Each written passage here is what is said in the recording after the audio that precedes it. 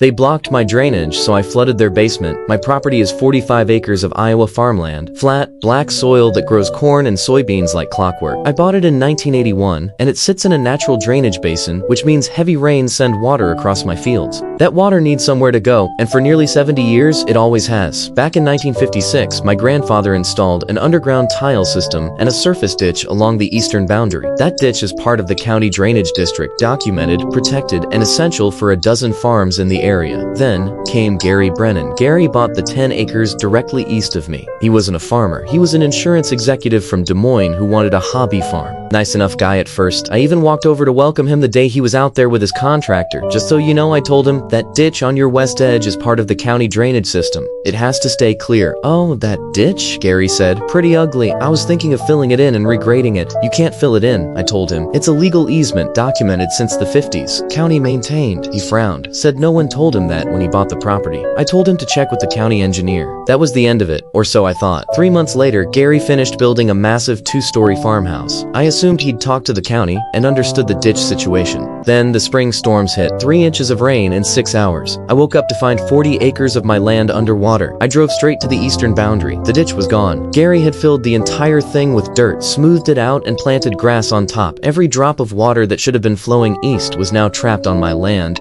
drowning my corn and turning my fields into a shallow lake. I called Gary immediately. You filled in the drainage ditch, I said. My fields are flooded. I'm not reopening anything. He said, that ditch was ugly. I improved my property. That's illegal, I told him. I'm calling the county. Call whoever you want. So I did. Carol Henderson, the county drainage administrator, came out that afternoon. She'd worked in the system 25 years and didn't tolerate stupidity. After one look, she said, clear violation. I'll send him a notice. 10 days to reopen the ditch or we do it and bill him. Gary responded with a lawyer, claiming the easement wasn't properly recorded on his deed and he had no obligation to maintain someone else's property. I hired an agricultural attorney, Dennis Wade. He pulled all the original 1956 records. The easement was absolutely legal. We filed suit, but while the legal wheels turned, something unexpected happened. Gary's basement flooded. When he blocked the ditch, the water had nowhere to go. It backed up through his own property, soaked the ground around his foundation, and poured straight into his brand new finished basement. 3 feet of water, ruined furniture, destroyed mechanicals. Gary called me in a panic. My basement is flooding. Is it because of the ditch?